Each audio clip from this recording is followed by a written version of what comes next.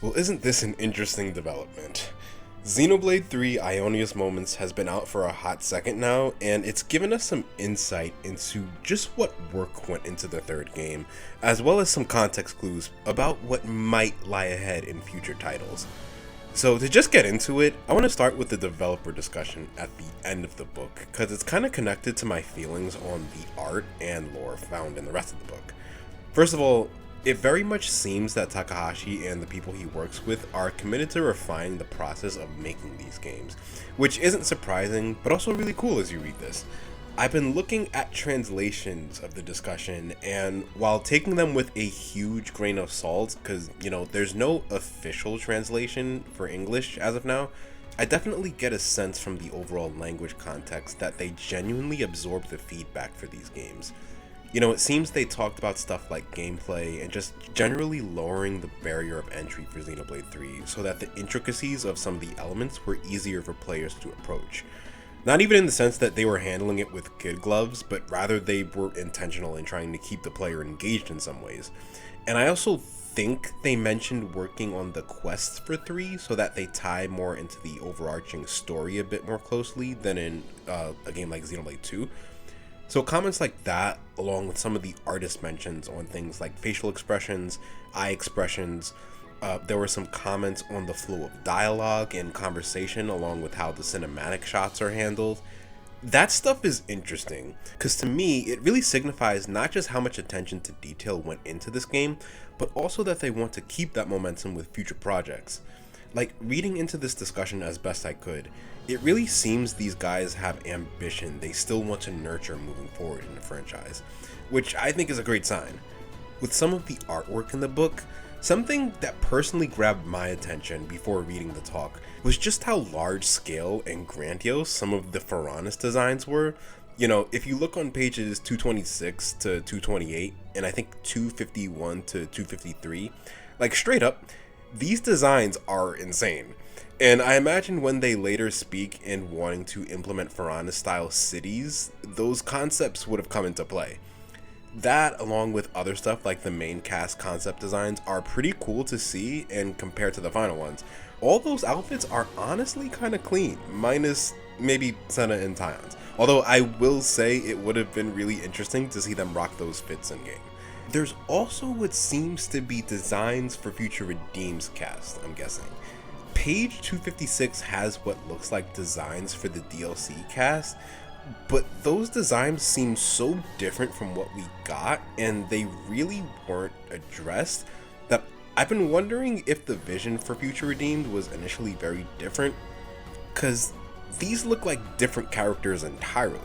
And I also noticed a similar, albeit smaller piece of art on page 238 with the founder statues. Like, that piece has a high Entia in the lineup, along with another character outline that doesn't really resemble any of the final characters.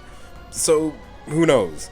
I think it's entirely possible we see some of those artistic ideas repurposed for future games. Honestly, I kind of prefer to not have concrete answers for a few of these smaller questions, because it leaves room for exploration for a revamp later.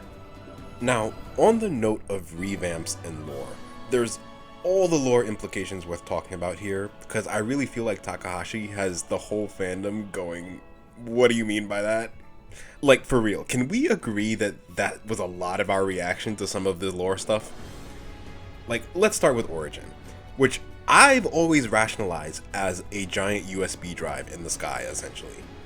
Now again, I'm really trying to look at the overall context for this talk instead of taking the translated words at face value, because I've seen some of the conversation around Takahashi referring to Origin as a quote-unquote virtual world, and that wording not being exact.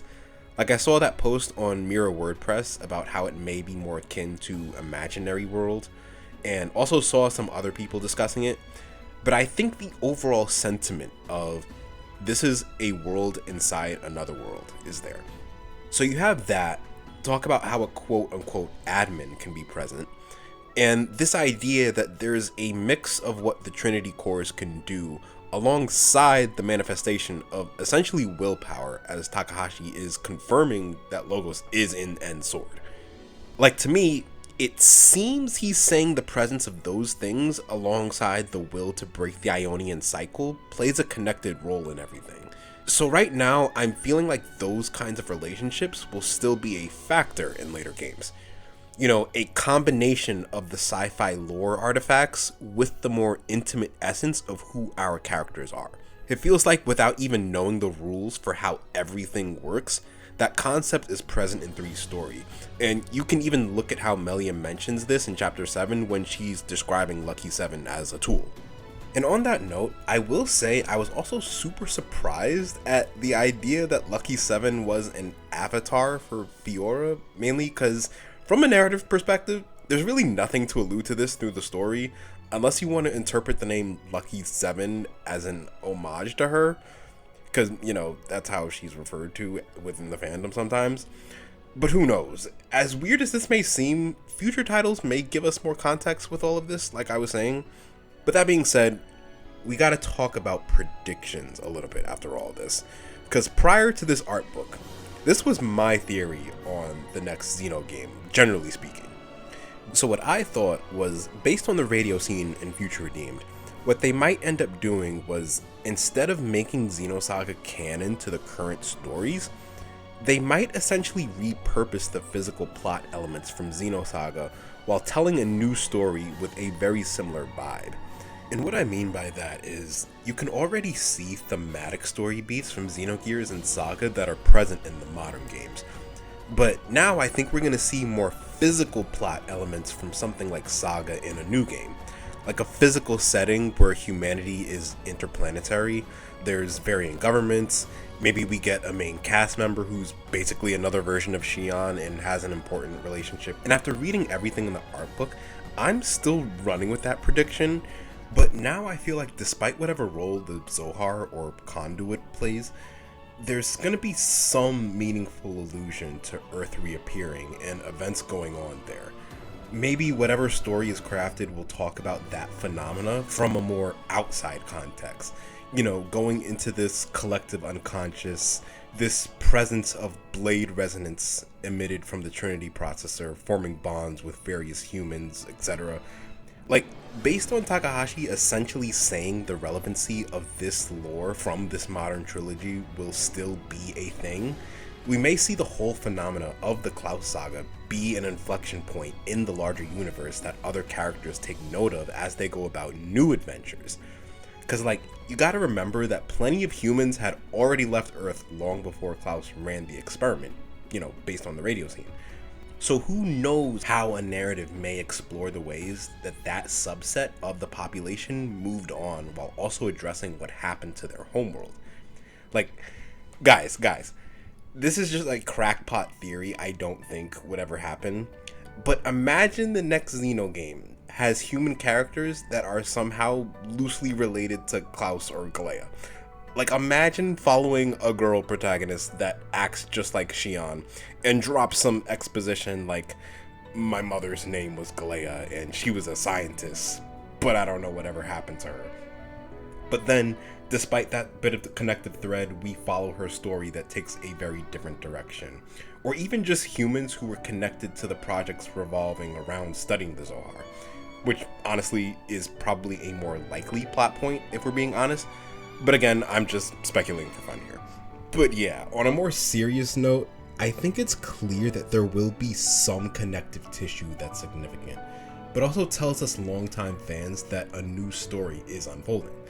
Because you have to remember that they always try to make these games stand on their own for new players, even though they know passionate fans are going to make connections to all the other works.